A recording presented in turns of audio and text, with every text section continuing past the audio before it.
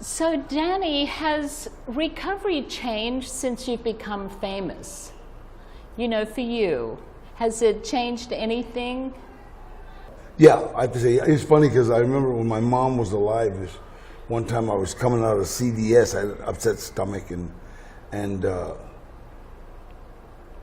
these kids stopped me outside and asked me for, can we autograph? Yeah, and I got in the car and my mom said, what's wrong? And he goes, you know what, Mom, I really didn't want to do that, but I just didn't have the guts to say no. And my mom said, well, why don't you be a plumber? Because nobody will ask a plumber for an autograph. Or when you sign something for a plumber, he gets money. And I kind of, you know what, you're right. It's part of the deal, you know, so it's good. like it just doesn't change. You know? Yeah, that's great. That's interesting. That's the switch from addiction to recovery, isn't it? Absolutely. Yeah. But you got to remember, an addict is selfish, self-centered, egotistical. Everything is about me. You get clean and sober, you start saying, you know, what can I do for you? And your life gets better. Yeah, you know, and people are shocked, aren't they? Yeah. Sharing, caring, and kind. That's it. Yeah. How long did it take you to get to that when you were new? Well, when I came into the program, I just finished doing 5 years in the pen. So it didn't take me a long time to get grateful. You know, I was grateful walking down the street. You know, just, wow. You know, and then I think one of the secrets is that I never forgot that. The biggest problem with even guys getting out of the joint is they forget how good it feels to walk down the street, because I've been walking around the street 6 months now. You know, so I've never, still to this day, I wake up, I go in my backyard, I get a cup of coffee, I sit there, I look at my dogs, my swimming pool, it's just like, wow, you know, life is, and then I breathe, and I don't care what they say, free air is different than prison air. I don't care how you do it, it's different. Yeah. Yes, I trust that. So I love breathing free air. So you've been in recovery a very long time. 46 years. 46 years. So what was NA like in the early days compared to now? Not that we want gossip. No, but, it's not gossip, but it's like, I remember, you know, Jimmy Kennan and a lot of the old guys, Hank and Sylvia, who just passed away, I think she just passed away. I remember these people, you know, and it was kind of like a little different deal, because there was only like, you know, 400 of us, you know, and we'd all run into each other at meetings. And I remember I came up here in the 70s on a motorcycle for the first convention they had here in San Jose. Oh my. And it was, I forget when it was, but I rode up here on a motorcycle from LA a long time ago. Yeah. It was a beautiful convention, and there was only like, you know, 300 people, and everybody thought, whoa, this is like, now there's, you know, 100,000. Yeah. So how did it feel to virtually know everyone compared to now? They all knew your stuff. Yeah, it's funny. It's reversed now. You know, it's like, you know, I have people come up to me and just immediately start talking, and you know, it's like, I don't want to be rude, you know, and say, who are you, you know? But you know, a lot of times when you're a speaker and people hear you speak, they tend to really feel they know you, you know, and so I always say, wait a minute, where did I know you from? You know, okay, and we just like talk from there. You know? Yeah. I know a lot of people want to know this, but you know, in your acting, are you acting, or do you feel like you're a different person? Well, I think I draw from a lot of the experiences that I had. You know, it's like, I mean, the first 5 years of my career, I never even had a name. I always just played inmate number one. You know, and, you know, how did that feel? Can you play a convict? I'll give it a shot. You know, so it's like, it's just, you know, acting to me is just, you know, making people believe you're not acting. You know, so you know, God's given me a gift for it. Yeah. Right, and you don't use that in real life, right? No, you can't. And if you're working this program, you got to remember, it's like when we get to this program, we usually have 3 mindsets. will either intimidate, manipulate, or fantasize. You know, so you see it all the time. I'll either try to intimidate you, you know, with me, my gang, whatever, you know, my tattoo there, or I'll try to manipulate you with my gift of gab, you know. And if I can't do that, I'll walk away and fantasize, pretend I did. Oh, well, I don't care. You don't care. Now, a lot of people do that. Absolutely. Yeah. So now it's like when we start getting clean and sober, we drop that and we start. It's not. I don't want to I don't want to intimidate anybody. I don't want to manipulate anybody. So it's up to me to disarm people immediately and go, "Hi, how are you?" You know. It's like people aren't used to people saying hi. Yeah. That's right. So do you see yourself as a role model, not just in Hollywood, but just generally? Do you take that seriously? Because being a public figure, you can't help it. Absolutely. I mean, I think it was Charles Barkley that said, I don't want to be a role model, but what he was saying was, you know, I don't want to raise your kids. You know, it's like, that's your job. But you know, it's like, I speak freely. I don't smoke weed. I don't drink. You know, I try my best to be the best person I can. So if that's a role model, then that's a role model.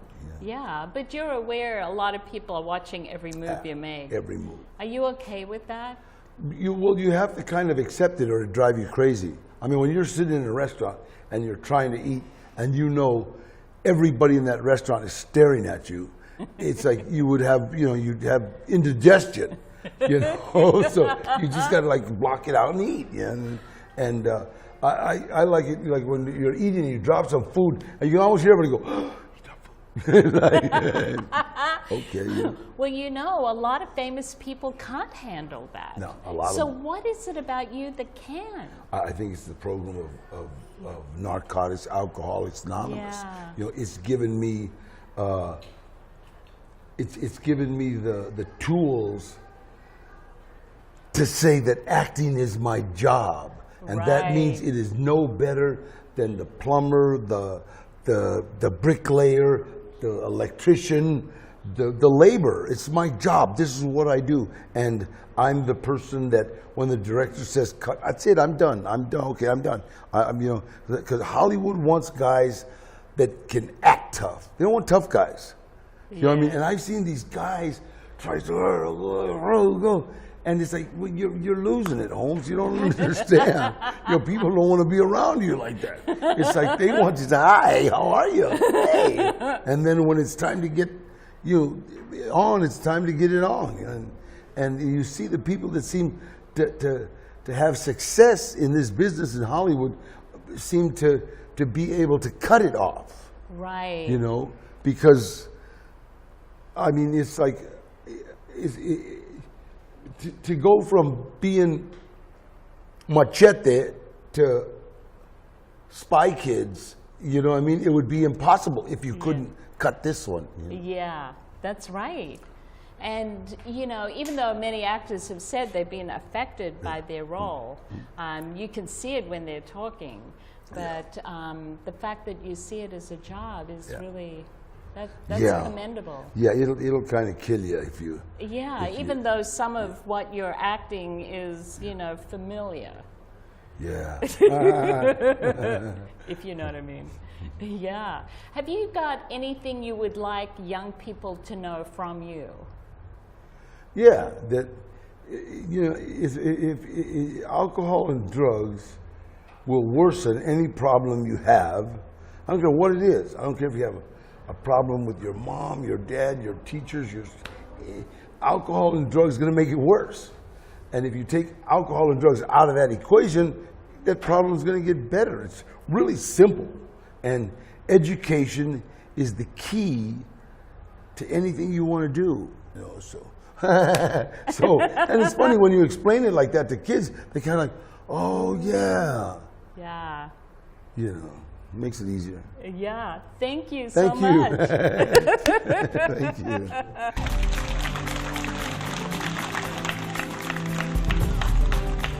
I work the steps around every issue in my life.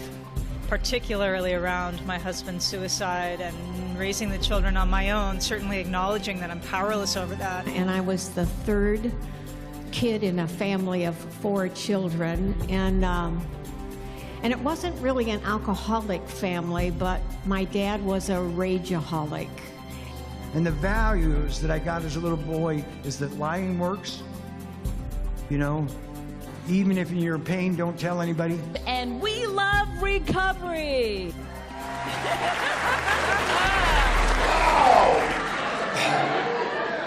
Legendary actor, huh?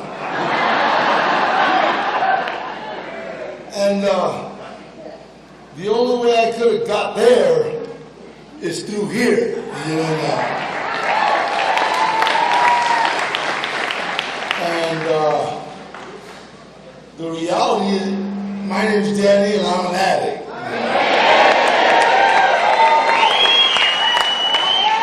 And the reality is for us, the only place we can get anywhere is through here. You know, I've been going to meetings like, 46 years. And I watch. I just watch. I watch people, and I watch. First of all, I think the words "I know" should be stricken from a newcomer's vocabulary. Automatic. Every time a newcomer says "I know," he's got to punch himself in the face. And the problem with that is that, see, because newcomers know everything. It's that simple. I'm sorry. No, they do. They do. They know absolutely everything there is to know about shooting dope. Only problem is there's not that much to know.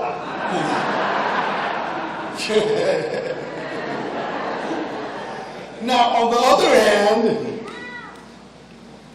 if I knew how to stay clean, I wouldn't need you guys. Do you understand? I wouldn't need you guys. I could be like just a Republican. I could be, well, I disagree with that. But, it's like, I don't know how. And you would think after 46 years, I could say, I know how, and I do on a daily basis. Got to remember that. And let me tell you something. I don't know about any of you, but we have book fairies. We do. And the book fairies, and then we have step fairies. And what those little shits do is you can read some of the book on Wednesday and go, and then read the same thing on Friday, and it's different. Because the book fairies changed it. So this is like a daily process. This is every day. And see, that's killer for the intellectual. For the guy that's really smart, I don't want to just be smart for one day. I want to be smart for the month. And then you get a flat tire. And all of a sudden you're standing on the freeway screaming at your tire. I had a sponsor that used to say, if you get a flat, what you've got to do is go to each other tire and say, I'm grateful for you not going flat.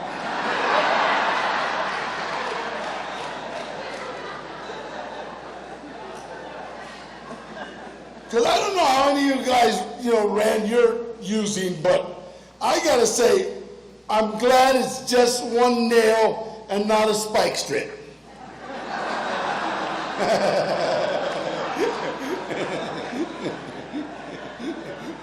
That that was funny. But so I got to say, I'm grateful for you. I'm grateful, and then I got to call AAA. You know what I mean? And so it's like this whole program boils out for me. It's like an attitude of gratitude. We've got so many things working for us today as addicts. And I don't care what you're addicted to. I don't care what your trip is. We got so much shit going on today. It's like fun just to go around. Just go, hey, what are you guys offering? You know, hey, what are you guys offering? And it's like all these things. It's like, it's not like all we can get now is free cheese. You know? It's like you got stuff. You can go places and get groceries, you know? And I love being clean. I love being sober. I watch newcomers. I watch poor babies that are standing waiting. Well, where's the miracle? Well, where's the damn miracle? I'm waiting for my miracle. If you were an addict and you woke up this morning clean, you are the miracle. I don't know about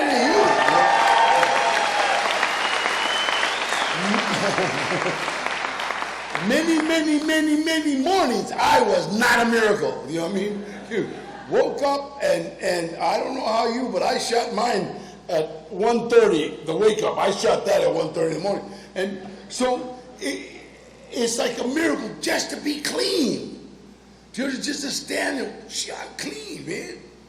And now I can complain about whether I'm in a recovery house, I got to share a shower, I got to, yeah. But at first I started out with a miracle. The miracle of being, wow, I'm clean. And then just get on about my day. Now my day consists of, first off, talking to somebody in the program. First off, after I pray, talk to somebody newer than usually, well, it's, you know, it's not that hard to find somebody newer than me, but just like, hey, what's up, how you doing, man? And just like talk a little bit, man. Well, yeah, good. What are you doing? Look cool. No biggie. I'm not gonna solve no problems. Just, connect. That's all. Just connect, and then do my business. I got by the grace of God, this program's been really good, man. My life is really, really good. I don't think. I'm not bragging, man, but I don't think too many people could dream my life. It's like, whoa, how did this happen? And it seems stupid to where I'm at right now to say, well, I prayed and I worked the steps and I was of service and I tried to help people. That's it. I've not done no major stuff. I got involved with saving dogs. But, you didn't clap when I said I was involved with saving people on. Yeah, for Fido. I love being clean. I love being sober. I love waking up in the morning. A miracle. And starting there, that's the way you start your day. If you're working this program, you wake up a miracle. And then I start, wow, now okay, what a start. I'm starting as a miracle. And then you do it. Everything good that has happened to me has happened as a direct result of helping someone else. Everything. And it keeps on getting better. And I try to explain this. It's not like money in the bank. You understand? It's not like if I do something good Wednesday, Friday I'm getting paid. It's not like that. It's not like that. It's like you have to start trying to possess this aura, this karma of just doing good, of just being a good guy, of just trying to help your fellow man. My fellow man is very, very important to me. And it's either you've got to be or want to be that guy that they can depend on. Well, the problem with the addicts, how many?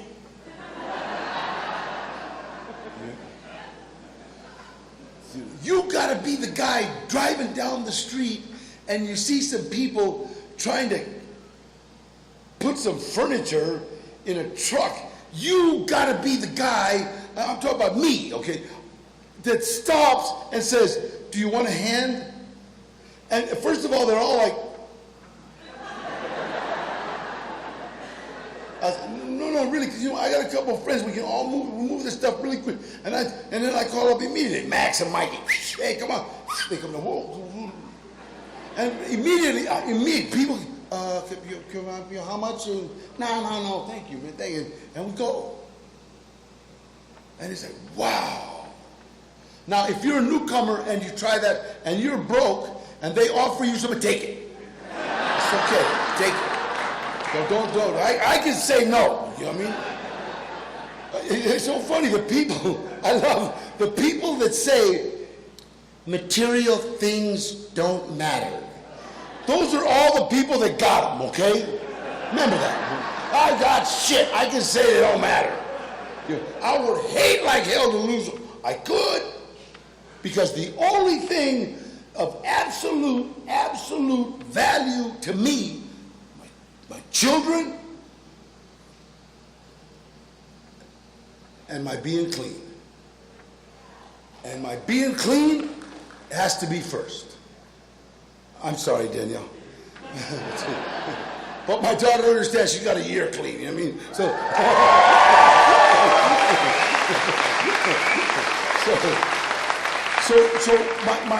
my year, you know, my clean time first of all, because without that, nothing. I got nothing. I don't got shoes. Do you understand? And the thing that the program has got is solid hope. So you come here and all of a sudden you have hope. Every day you got more hope. Every day you got something new. Every day it's like boom, boom, boom. When I got here, they said, Danny, if you stay clean and sober, your life will get progressively better. And I'm telling you right now, man, and I'm not bragging, but you couldn't dream my life. You could not dream my life, man. You know what? Sometimes my life is so good, I am waiting for somebody to come by and go, hey, Trejo, wake up, Holmes, let's go to chow.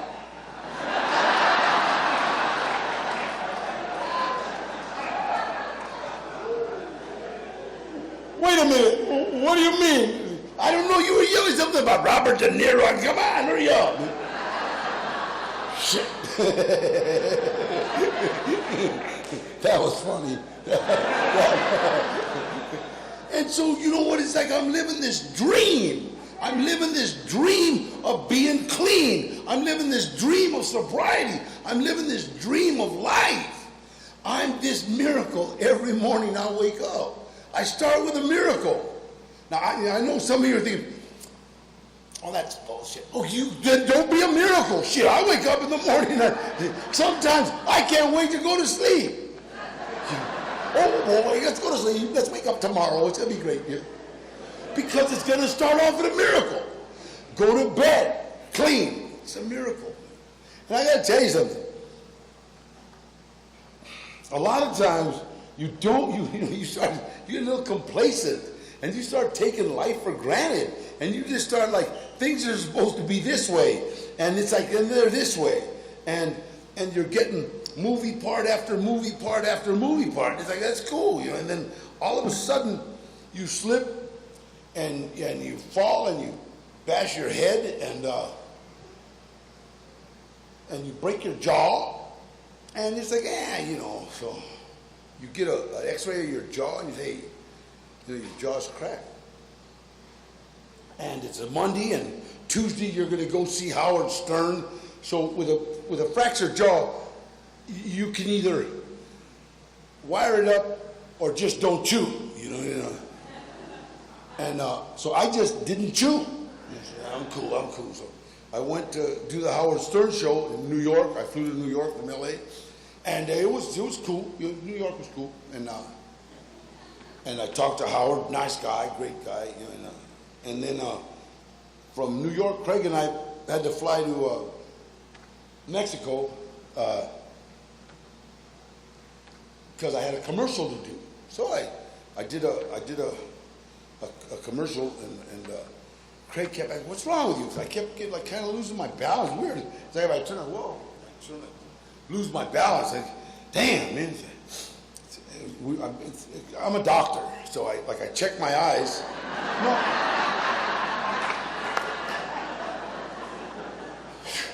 I checked my eyes and they didn't dilate. Well, I was an ex-fighter. I boxed. So, that just means, I have a concussion. Okay, shit, I live with a concussion. It's okay. NFL, they're babies and shit. I walked around with a concussion all my life. You know what I mean? So I got a concussion, and then we did the 4 days in Mexico, and then I had to fly to Rome. I flew to Rome for 8 days. I did this movie, and my jaw was starting to hurt, and I started to slur a little. So I started talking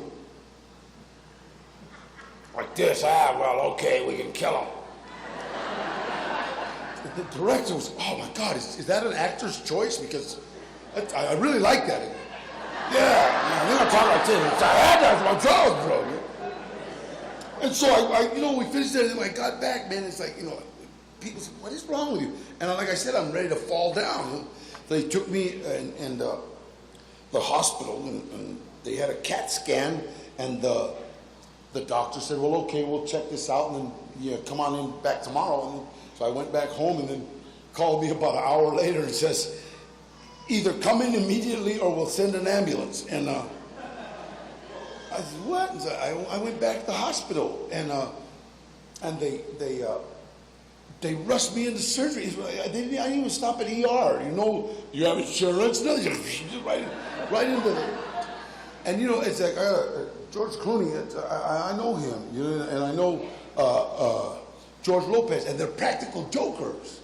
They're always like joking, like they'll pay thousands of dollars to like some joke, And so I'm thinking, hey, where's Clooney? He's around here. I'm yelling. Where's Lopez? This is funny, And then the next thing I did was I woke up, and I had these 2 tubes out of my head like this, full of blood right here, and I'm looking at my daughter and my son, Craig, and this doctor. And I'm asking, am I handcuffed to the bed? I'm trying to figure what is going on. I had been bleeding. I busted 2 blood vessels.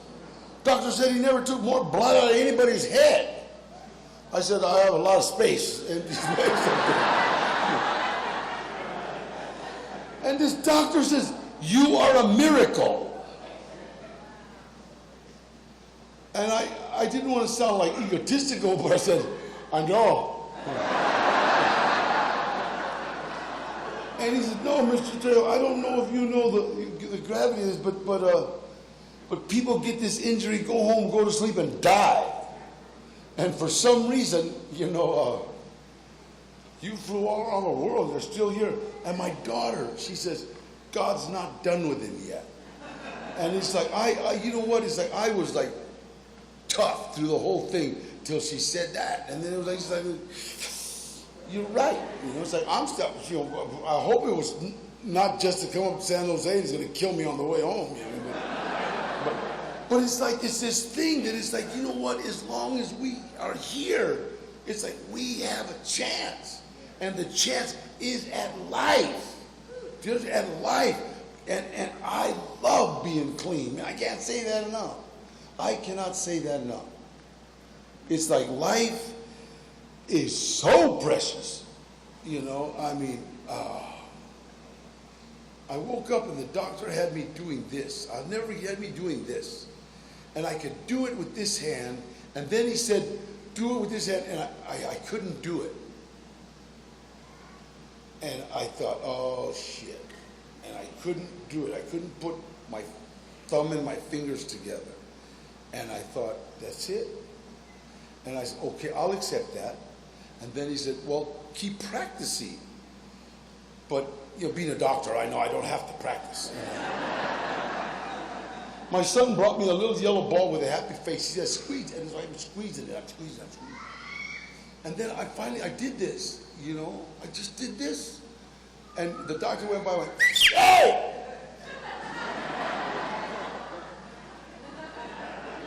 Precious. You know, life is so precious. I'm showing you, it's so unbelievable the way God works, man. And like I said, you know, you can go ahead and call it luck, call it coincidence. I was doing a movie in Salt Lake City, and I was supposed to speak at this recovery house on a Friday. It's called Rim of the World. It's up in Lake Arrowhead. It's like 12 miles up into the mountains, you know. So it's like you're going to escape from there. Don't do it in the winter.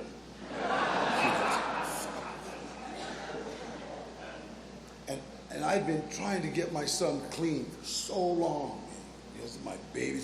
This guy's the guy, you know what I mean? And my daughter got clean. My daughter's got a year, and then my son was, you know, struggling, man. And I got a job on flying out of LA on Friday. So I was coming in on Wednesday, and then I was flying out Friday. So I could no longer speak, so I called them and I canceled. I said, I'm sorry, I can't speak up there anymore because I have a job and I'm leaving on Friday. And they said, could you speak Thursday? You know, everybody's waiting to hear you. And I said, sure. And there's about 60, 70 young people. So I flew into LA on Wednesday. Wednesday night at about 12:30, my son called me and said, Dad, will you take me to rehab? And I said, only if I can pick you up right now and we'll go tomorrow. And he said, okay. And he gave me the corner that he was standing on. I said, I'll be there. I went and picked him up, brought him home. He packed some clothes, showered and stuff, and then that morning we took off to Lake Arrowhead. And my son's clean.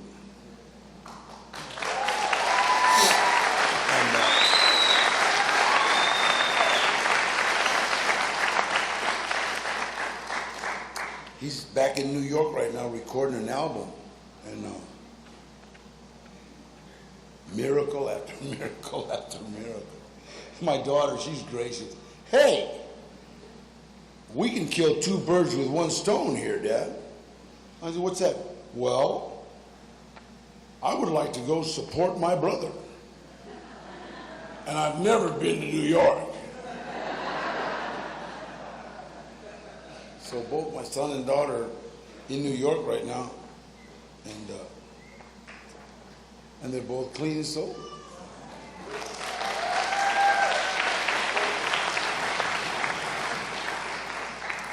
My daughter, I don't know about any of you guys, man, but my daughter is the most absolute greatest shopper in the world. All she does is save me money. She does. It's like beautiful. It's like, Dad, I saved you $200. These shoes were normally $5. I got them for $3.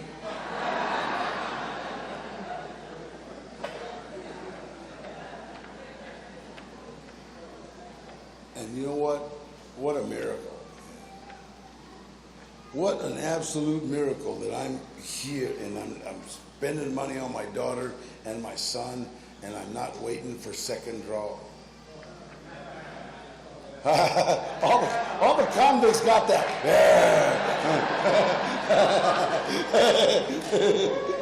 You know what I mean? Hey, you got that 4 packs I loaned you home? So being clean is like this unbelievable wave of just like of happiness. It's like, this is good, this is good, this is good. And how do you separate? How do you wake up in the morning and say, you know, okay, here comes a good day? Because I don't know about you, but my days are good. You know, my days are good. And I hate it. Please, please, don't ever tell me. I don't want to hear you say, my higher power is testing me. I don't know what kind of God you got, man. I said, I can't see my higher power saying, there you go, okay, yeah, that's it. Yeah, driving down Story. Yeah, go ahead, count up the king. Pow! Yeah. Work the steps on that.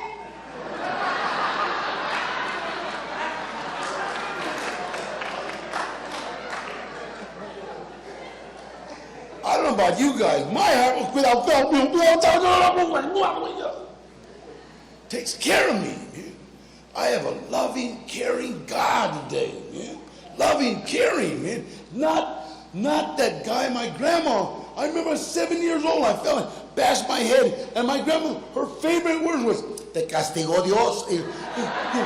God punish you. Come on, give me a break. I'm 7. You know?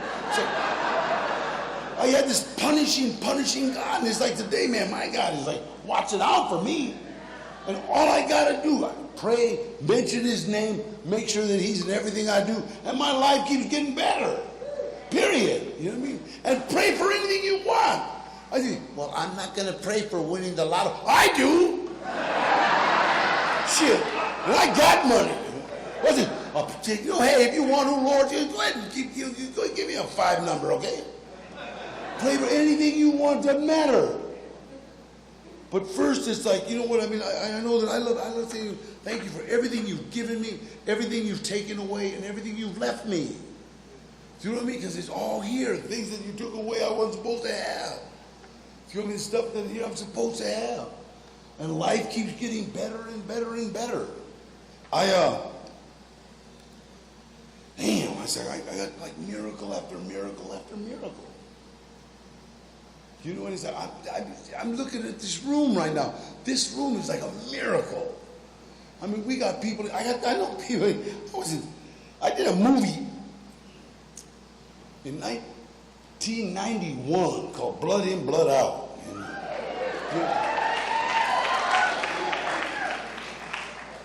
And one of the guys that was in the pen when we did that movie is here right now. And it's like asking about how do you stay clean? How do you do this? And you willfully immediately start telling them about this program. That's my job. And it's so funny. It's like, I know that like right now there's a big riff. Don't say sober. Don't say right. I don't care. I mean, I'm sorry. I'm not offended. Please don't offend anybody. But if I'm in an NA meeting and an alcoholic walks in, I can't tell that shit other than, hey, you know what, Holmes? I got this real good meeting I want to take you to, not you should go. Do you understand? I want to be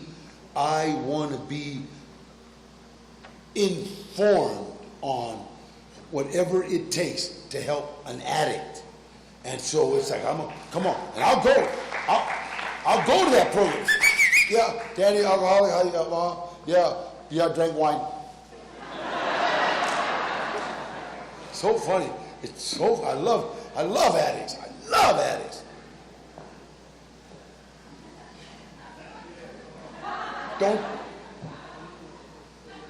Don't say alcohol. Don't say sober. Every time I got out of the joint, the first thing I did, get a little short dog. Just crack that little, just to take the edge off the drive home. You know, and then I go look for what I needed. And it's so funny. I ran this halfway house, suicide prevention over in L.A., right? And the federal halfway house. We had all the big connections. We had all the big dope fiends in this thing. And I kept finding them underneath the steps, cracking a little.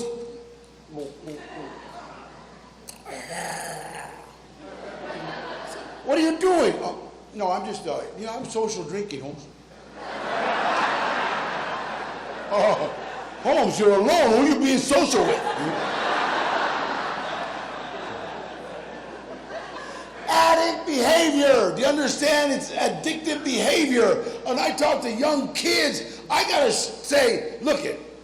If you're 12, 13, 14, 15 years old and you're drinking, you're already drinking alcoholically because you're sneaking drinks, you're missing school, and blah, blah, blah. In other words, you're 15 years old and you take that test, you'll fail. Because you're already drinking alcoholically.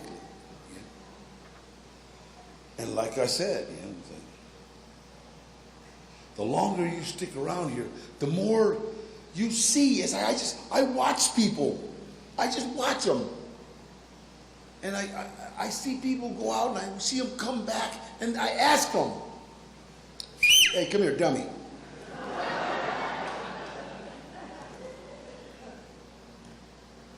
What meetings were you going to just before you went out? In 46 years, nobody has ever told me, Danny, I was going to 9 meetings a week. I had a coffee commitment at the Llano Club. I was a chair over here, and I was participating, and I walked out of a meeting, and God struck me loaded. No one in 46 years has said that. They always say something like, oh, God, Danny, the meeting's got too social. I tell them, here, come here. I got 2 meetings I want you to go to. They're really unsocial. One's in San Quentin, one's in Folsom. Go there.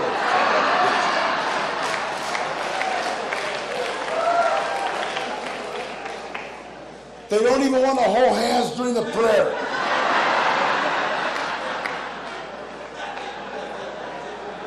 I love watching the Lord's Prayer. Our Father, who art in heaven, hallowed be thy name. Thy kingdom come, thy will be done on earth as it is in heaven.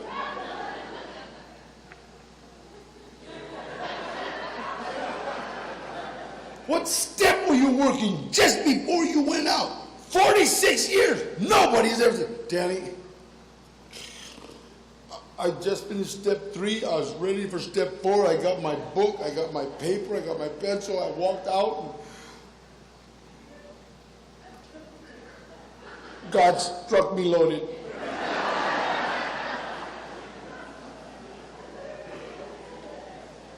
I tell him,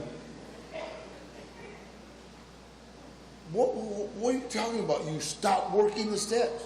Well, yeah, my therapist said, oh. Any therapist that tells you don't work the steps, get rid of them. Steps and therapy go great together. You can't have one without the others, period. I don't care what therapist, I'll fight a therapist that tells me that. You can't have one without the other. Do you understand? Therapy, it's very good, nothing wrong with it if you're working the steps. The only problem with the therapy sometimes is that here in the program we discover, uncover, and we discard. The problem with therapy sometimes is that they discover, then they uncover, and then well, let's go back and discover some more. And then they,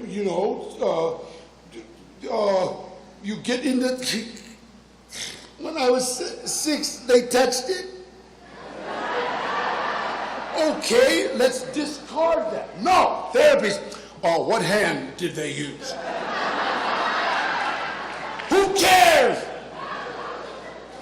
Discover, uncover, discard. Get rid of it. Do you understand? And that's it.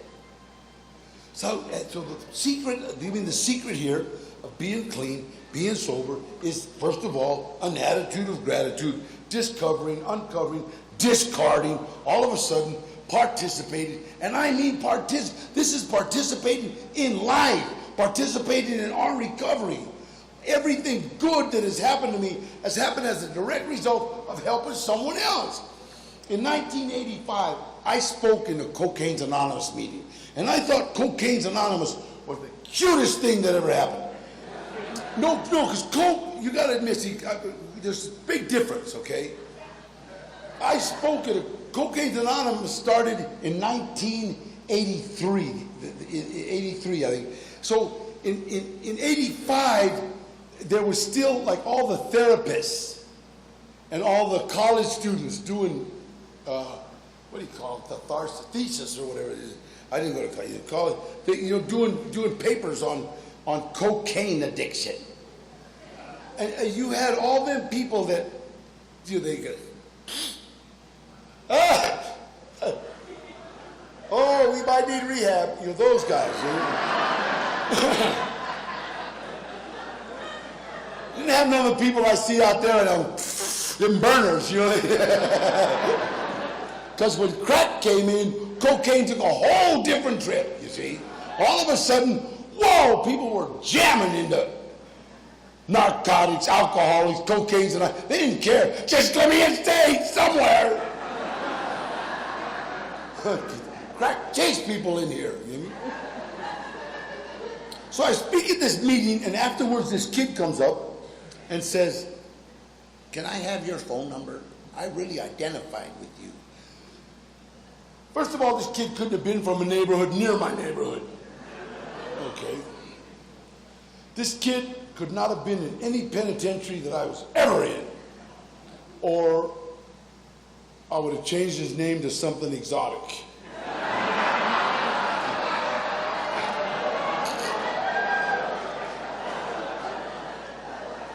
Pretty little kid. I give him my number. He's calling me every day. Hey, telling me how wonderful things are. My dad got me a new car. I'll pick you up. And I'm thinking, okay, new car.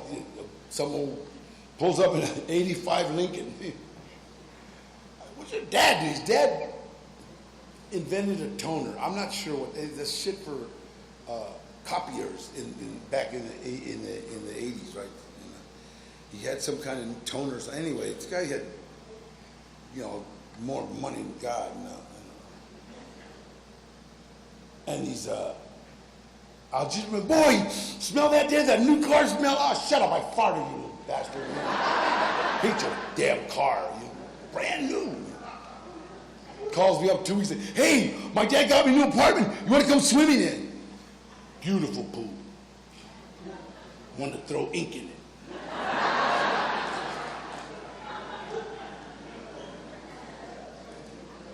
Kid's still clean. Called me up by 11:30 at night one night and was in tears. I asked him for hello, and I hear this.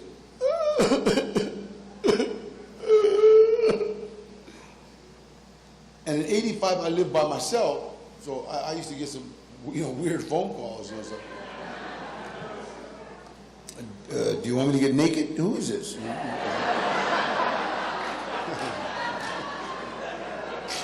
I have 108 days clean, Daddy, and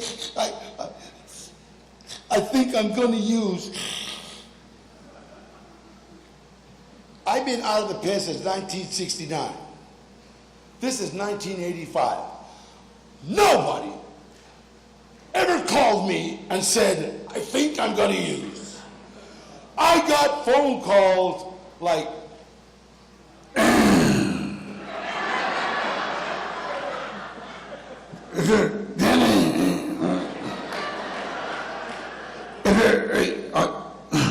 I slept.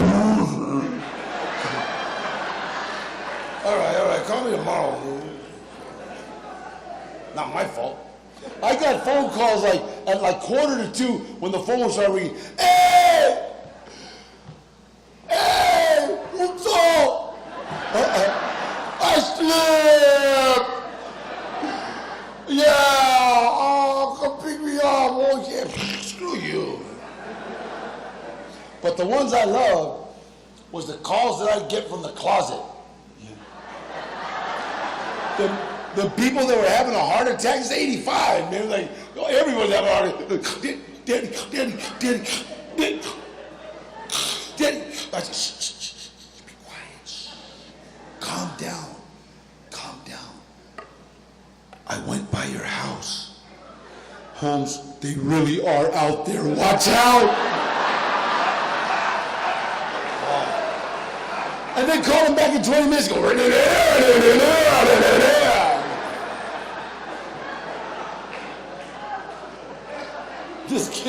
This kid says, I feel like I'm going to use.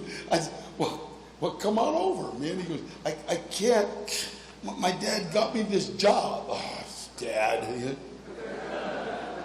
And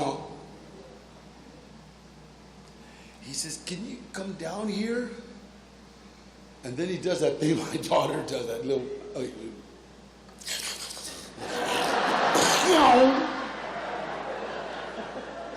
Give me the address. I got the address. I went down. It was in a warehouse. He gave me the address of a warehouse.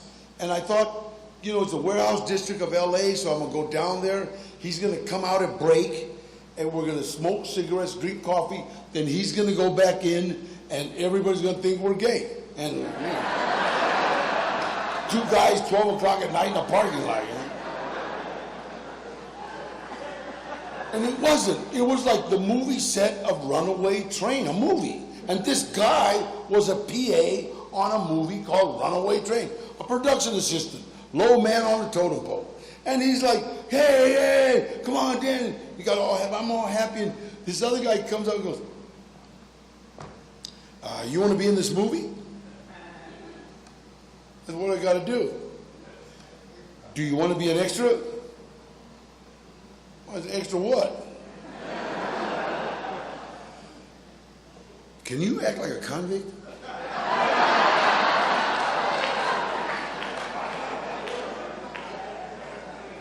I'll give it a shot. They give me a blue shirt. I take off my shirt. I got a tattoo this big on my chest. I'll never forget. This guy goes, wait a minute. I'm trying to figure out what gang sign is that, man. Messed up. I got my shirt off and I'm standing there. This other guy comes over and says, hey, you're Danny Trejo. I go, yeah. He says, Danny, I saw you win the lightweight and the welterweight title up in San Quentin. I go, yeah, you're Eddie Bunker. I know you. And he said, what are you doing here, Danny? I said, I'm hanging out with this kid. He wants to stay clean. He said, yeah, we heard about you. You got like this program that helps people. I said, yeah. He said, hey, are you still boxing? I said, well, I train. He says, we need somebody to train one of the actors how to box. And I said, what's it pay? And he said, $320 a day. How bad do you want me to beat this guy up, Holmes? $320 a day, that's a hit. I don't know about you guys. You know how many cartons of cigarettes that is? Shit. I'd have beat him up for another $50. You know? I started training an actor named Eric Roberts how to box for a movie called Runaway Train. And it was like, it was funny because I kept, this stunt coordinator told me how he wanted me to train Eric, and you guys taught me how to follow directions. You guys showed me how to follow directions. You showed me how to show up on time. You showed me all that stuff. So I'm doing stunt coordinator says, hey, that's it. Yeah, do like this. I'm doing it. Andre Kozlowski saw that Eric could do whatever I told him to do. So he came and he hired me. He said, you'll be in movie. You fight Eric. Okay. And then he leaned over and he kissed me on one cheek, kissed me on the other cheek, and then he walked away. I looked at Eddie. I said, look, Eddie, I'm going to train the kid for $320, but if I'm going to be kissing that old man, I want more money. And he goes, no, he's European. He does that. I said, yeah, okay, European. But it's going to cost him money for kissing. And me and Andre Kozlowski became really, really good friends. Do you know what I mean? And from that movie, I went to movie to movie to movie to movie. I just kept working. The first time I was ever interviewed I did not know I was typecast. I didn't know it. They said, Danny, aren't you afraid of being typecast? I said, as what?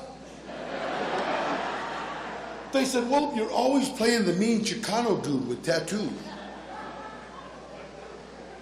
I am the mean Chicano dude with tattoos. Somebody got it right. I love being clean. You know what? Let me tell you something. When I got here, they made me a promise. They said, Danny, if you stay clean and sober, your life will get progressively better. Better and better and better. And like I told you, today, you couldn't dream my life. And I got to tell you this. They also promised me, if you leave, you will die, go insane, or go to jail. And that's just the way it is. That's the promise. And that's the one promise that I can make to everybody in this room, is that if you leave, you will either die, go insane, or go to jail. God bless you, and thank you for letting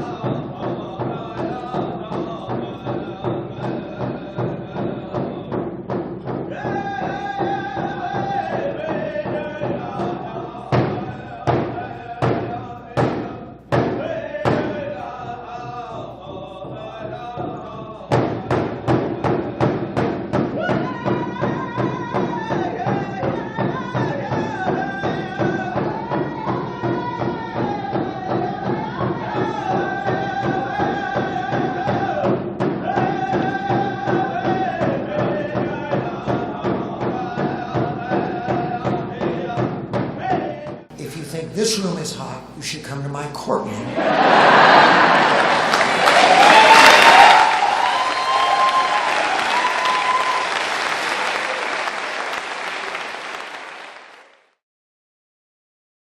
I have a dream, and my dream was to be a tennis player. When I was a little kid in the orphanage, I went to the tennis court, and they told me, "You're too little, get out of here." So I didn't start playing tennis until I got to the program. And I play today, and I'm not very good, but I play. See, I participate. I have a coach, you know, I gotta pay the coach, you know, but she's my coach, you know. I am teachable. When I first started playing tennis, they used to call me Helicopter. You know why they called me Helicopter? The racket used to go like this. You know, and, you know, because I had this desire, I wanted to be the best. You know, I finally don't want to be the best. I just want to be one of. One of. And you know, it's great. It's like when George taught me how to hug, I used to go to meetings in Sunnyvale at noon, and I'd always give people a hug. And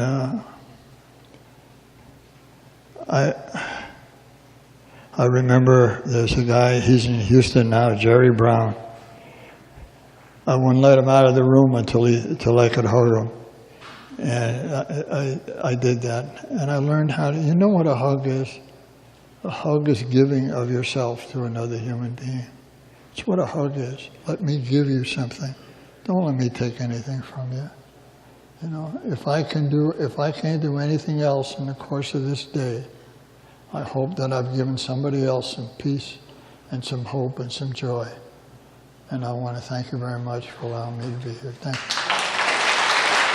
Oh.